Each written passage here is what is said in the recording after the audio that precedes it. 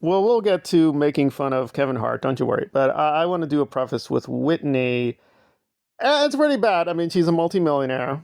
But I would have to say she and Dave Chappelle are probably in a more special category. So let me just get to the basic gist. So a ton of these really big and really rich comedians went to Riyadh in a very embarrassing embrace of that authoritarian regime.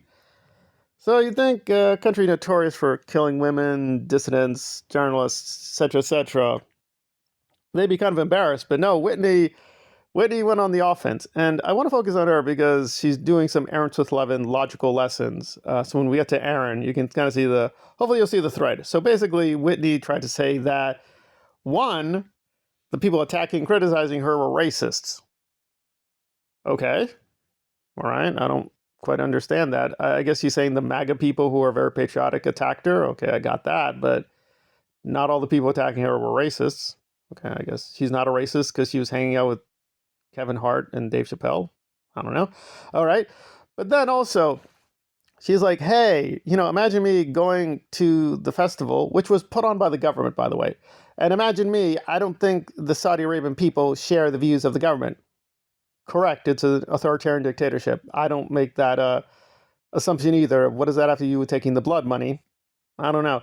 But again, Whitney is rich, but she's not she's not Dave Chappelle. She's not Louis C.K. She's not like a superstar. I'm aware of her, and she's found a lot of success.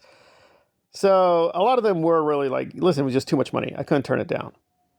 Okay, it is what it is. It's a brutal business, but like Kevin Hart has quite a lot of money already. There is no reason for him to be there. There's no reason for Dave Chappelle to be there. They don't need the money. So that's a little weak. But she is, to be brutal, she's not in that category. She's not in that same weight class. So at least I can understand her saying she really needed the money. I can understand it. But her critics are racist automatically. Okay. Not quite sure how that follows, I guess. She went over there. They technically have non-white people. She performed for them. She's not the racist. I don't know. It was very confusing. It's very confusing. But now let's make fun of Kevin Hart. I don't even know where to begin. So Kevin Hart's problem is he's hung out with the Scientologists, including Grant Cardone, and is really happy to be with them, even though Grant, on a few occasions, has been pretty racist, like really racist. And Grant Cardone's Scientology credibility, good or bad, is super strong. I mean, he's not just a member of the church. He's like actively promoting it. Although he never really talks about it. When people ask him, like, hey, what do you think? Oh, I'm just parishioner. I parishioner with my chaplain. It just changed my life, and I parishioners.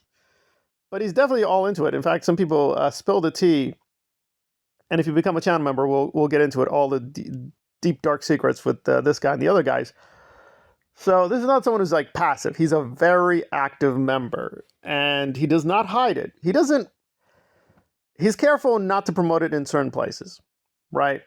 So I guess with Kevin Hart, it's always like, yeah, we go 10 by 10. That's my 10 by 10 systems. He's got a little pyramid scheme, and I guess Kevin Hart wants a chunk of the money. And it's like, yeah, I learned so much from your 10 business Scientology plan. I learned so much. It was amazing. Yeah, you go to Saudi Arabia, you make more money. Exactly. We're making more money together. Okay. I mean, usually this would be passed off as just rich Hollywood narcissistic people being rich and Hollywood narcissistic together is like whatever's. But it's like, no, we're actively promoting a fascist cult.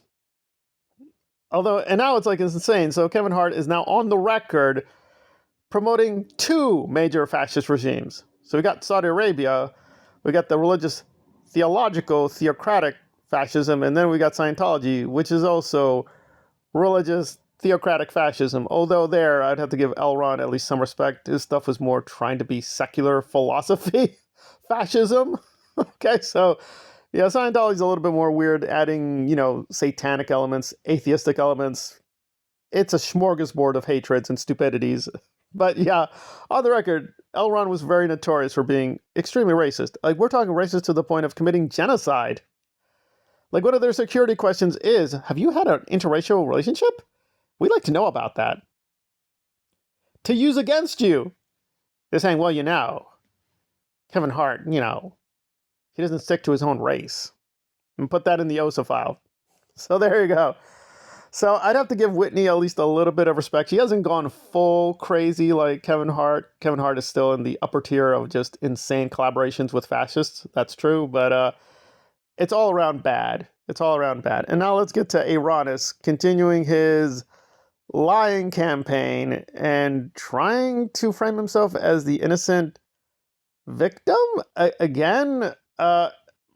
Well, we'll begin with the major propaganda contradicting itself, but I just want to say a note with Marilyn. Apparently, Marilyn Honega, or whatever she's calling herself nowadays, was going to do a live. So I find this very curious that Aaron's usual supporters, Jenna, Marilyn, Farrell, they're not really saying very much about his, well, possible trip to jail, because Scientology is trying to revoke his bail because he committed assault. And Aaron, I guess, paid the bail money, and he's like, I'm out free, but they may try to put him back in jail, and he's getting really angry. So the other recent video was saying, oh, guys, this is disgusting. This is disturbing. And he's like, no, me go to jail, no. So apparently he doesn't want to go to jail. And one of his defenses, and it made no sense, is like, I don't even know what this guy looked like. So this is a Scientology security guy, John Gaffney. He wants Aaron in jail because he put the complaint. It can't be the Church of Scientology. It has to be an actual person. So he's saying we need to put Aaron in jail. He's dangerous. So Aaron's propaganda for weeks and weeks is like, I don't even know what he looks like. And he does a whole video where he's trying to unmask Scientology's security guards. But he's still maintaining, God, I don't even know what it looks like. I'm not trying to find out what these guys look like. Even though he just did a whole video where he's trying to find out what a guy looks like. Does he not notice a little incoherence here? But along the way, he also decided to cry a little bit about Zero Dark Tony. And saying, guys, I'm no longer part of that hatred. I no longer look at the hatred or the forums or the Reddits or the comments, and they've disappeared. They no longer exist. By the way, he's claiming to be an ex-Scientologist, so now he's become a Cartesian, and to the world they no longer do exist, even though Zero Dark Tony has over 20,000 subscribers, partly from doing exposés of his crimes. So there you go. I don't even know how Aaron's lying works cognitively, because he says, I will no longer look at the Zero Dark Tony or anything in the comments. Oh, but if you drop a video with the timestamps, I'll take a look. With the timestamps, because God only knows him watching a whole video on anything. Like, no, my time is too valuable. I'm a King Aaronis. Right. It's not even the compiling of the contradictions, but just the bad logic. Like, that's not even the thing. So he's trying to please his audience by making fun of John Gaffney, saying, John Gaffney, if you're so afraid of any ex-Scientology, I don't think you're qualified to be securities. But that's not the issue, Aaron. He's saying that you're very dangerous. He's not saying any and all ex-Scientologists are dangerous. He's not saying he's fearful of any and all ex-Scientologists. He's saying he's fearful of you. And Aaron is acting, as usual, a raging narcissistic moron, being very aggressive in this video. So, hey, those fears are groundless. Because, Aaronis he's very respectful. He would never get excited or angry or aggressive with people, even though he does that all the time. So there you go. So that's where we are. The raging e-celebrity is like, God, oh my Lord, really, who fears Aaronis? I'm such a nice guy. But if you're not a nice guy, he'll sick his terrorist gang and try to destroy you, get your name and number, private information, which he has no right to, and just drag your name through the mud for just pointing out, you're kind of a raging, crazy criminal guy. It's like, no, I'm King Aaronis. Oh, okay. So be it, I guess.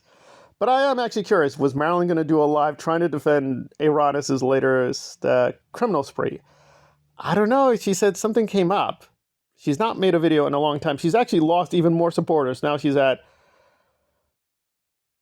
let's see, it's 5,860 some subscribers. And to be fair to her, it could only be a few people. Like the YouTube system is kind of weird. Like you could have literally 10,000 subscribers exactly, but if you lose one or two people, you get knocked down. They seem to think you lose 10 people.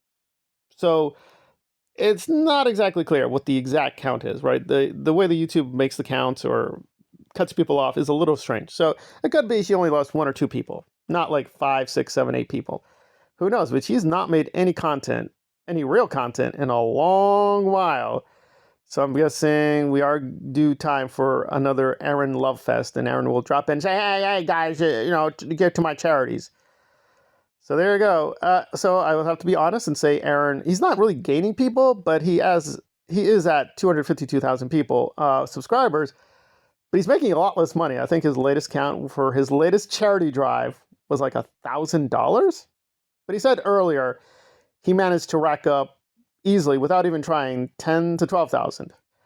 We're never given any receipt for any of these numbers, so we can't even say. Like, this is a weird charity that he runs that gives 0 financial reports. We have not a clue what they have, how the money's being dispersed, but he says we're doing great. Okay, well, there you go. So apparently when he goes to jail, he will be uplifted, he will be very light and spiritually in a better place because he's not looking at the hatred in Zero Dark Tony.